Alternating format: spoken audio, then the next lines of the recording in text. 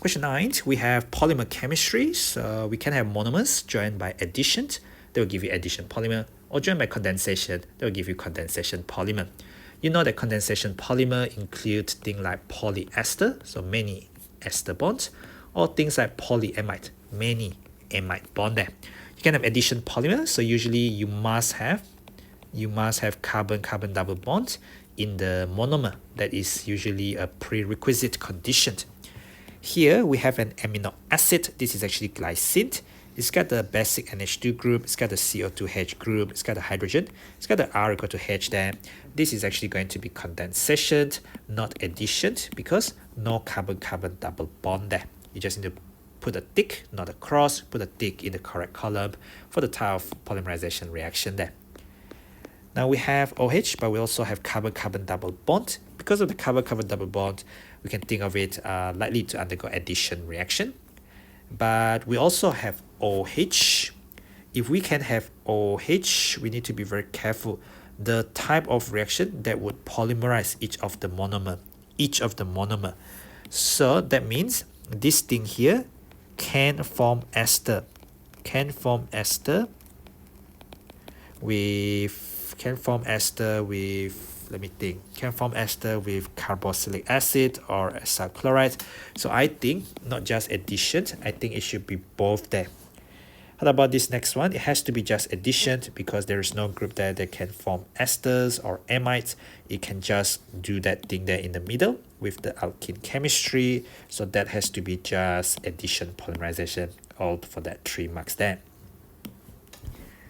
Now, polyethylene bags, they stay around in the environment for a long time, so they are non-biodegradable. Why is polyethylene not biodegradable? So this is a repeat unit of polyethylene, as you could see. So this is the repeat unit. So repeat unit of polyethylenes shows strong carbon-carbon and carbon-hydrogen covalent bond. So these are strong covalent bonds in the chain, in the polymeric chain. These are also non-polar. That's the big problem. These are also non-polar. Non-polar means they don't have existing dipoles, no existing dipoles to be attacked by anything, to be attacked by nucleophile,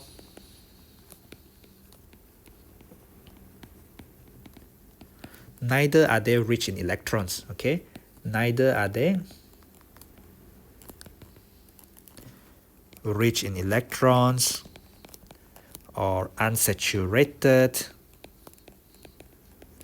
to further react. So therefore, fairly unreactive. In fact, alkane only undergo one type of reactions, at least in the A-level context, that is to do with free radical substitutions. So not only you have strong covalent bond there, CC and CH, they need to be broken when you react alkenes. You also are unreactive because you are not going to be attacked by nucleophile, since we cannot say that they are rich or poor in electrons. They don't have double bond, they have triple bonds. They're all just saturated hydrocarbons. Well, the only way you're going to remove them is by burning. When you try to combust polyethylene bags, they can, they cannot burn very well because of the long polymeric chain. So having said that, they will produce quite a lot of harmful pollutants like carbon soot, carbon solid, or even carbon monoxide due to incomplete combustion that is toxic to us as human beings there. Now this thing here is what you call polylactic acid. So polylactic acid has got this ester here. And when you have ester there, you need to think about when you break this ester bond there, what are you going to get?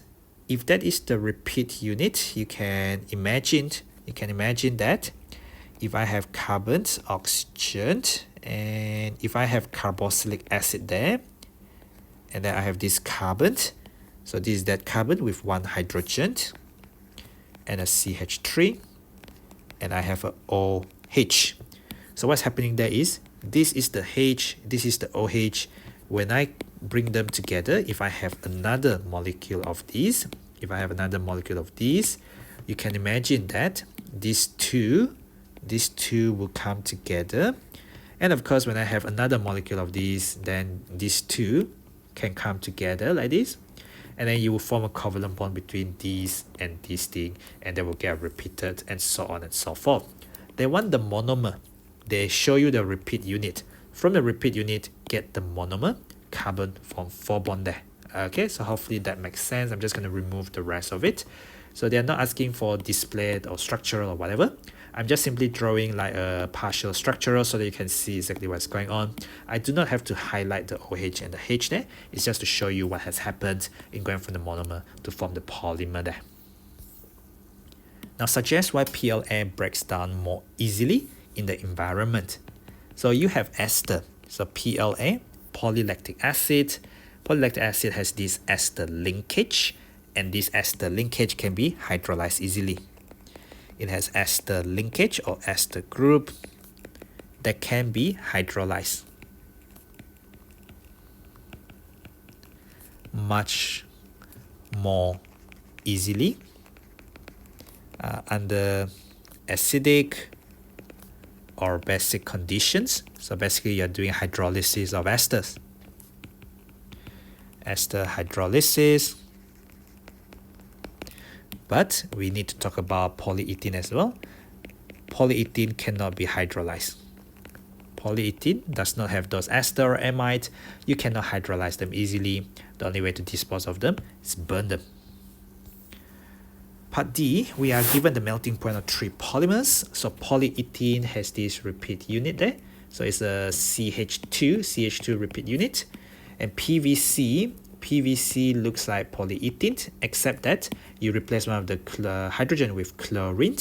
And you got nylon 66. So nylon 66 there means that you have a CH2 and you have 6 carbon there. There's NH2 and NH2. So there's 6 carbon. And now you also have CH2, but you have CO2H and CO2H. So there's 6 carbon, 1 and 2. So there must be 4 in the middle there. So when you combine to give you nylon 66, you're going to combine this and this, and you get a repeat unit that contains the 2 monomer units like that. What is the difference in the melting point? So it increases in that series, so stronger intermolecular forces. We're going to think about the intermolecular forces in terms of what they can do and what they cannot. So if I just write this is the repeat unit versus this is the repeat unit versus what is the repeat unit for the other one. If I have H2N, let me see, NH and then CH26 and then NH, and then I try to draw the other side, C double bond O, CH2 4 of it.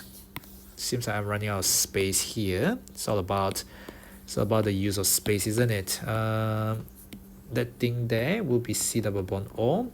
So that thing is continued there, and the amide is continued there. So that is 1 repeat unit.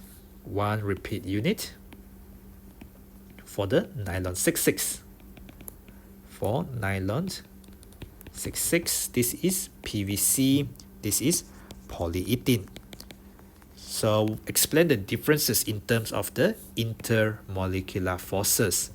Well, first of all, I can say that between polyethylene chains, I just have non-polar hydrocarbons and non-polar hydrocarbons. Only weak van der Waals, or you can say London dispersion forces between the non-polar hydrophobic alkyl chain. Chain, I guess. You don't really have anything beside the alkyl groups there. How about the other one? If you have between PVC, we have a delta plus and delta minus polar bond as a result of electronegative chlorine. What you don't have is you don't have hydrogen bond, but you have a permanent dipoles. So there are permanent dipoles interactions, permanent dipole attractions due to polar CCl. Show the polarity delta negative on the chlorine, delta positive on the carbon due to the polarity of that covalent bond there. And last but not least, we need to talk about the nylon 66. So between the nylon 66, we can be thinking about much stronger hydrogen bonds. There is hydrogen bond, and this hydrogen bond is going to be between the hydrogen bonded to the nitrogen, hydrogen bonded to very electronegative element, such as oxygen, nitrogen, fluorine, and this can be forming hydrogen bond to the lone pair on the oxygen or the nitrogen lone pair on the next further down the chain. Essentially, there's hydrogen bond between the NH, so delta plus, delta minus, and the CO, delta minus, delta plus, or the NH further down the chain. Further down the chain, or between the molecules. Actually, because we're talking about melting point and boiling point, so really we're talking about between the molecules, between the NH and CO of neighboring molecules, of neighboring chain molecules. Alright, so that is what we're breaking there in terms of each of these intermolecular forces. And the melting point, I should probably mention about a qualifying statement. Overall need more energy to break stronger hydrogen bonds. Need more energy to break stronger hydrogen bonds than the relatively weaker permanent dipoles and also van der Waals forces. I mean, that is basically just comparisons there. Okay, and that's the end of that 10 marks overall question on polymerizations and intermolecular forces there. I believe that is the end of this May June 2015 paper 4.2 as well. So thank you for watching. Don't forget to click the button on the bottom right to subscribe to my channel. Follow me at ptet.chemistry. That's at ptet.chemistry on Facebook, Instagram, Twitter, and Telegram to get connected. Don't forget to share the channel widely with other people, friends, juniors, seniors, so that they can benefit from the work that I do on my channel. And thank you for upgrading to the silver tier, so that you can enjoy all the yearly paper tutorials as you are doing right now. Okay, see you in the next tutorial video. Thank you for watching.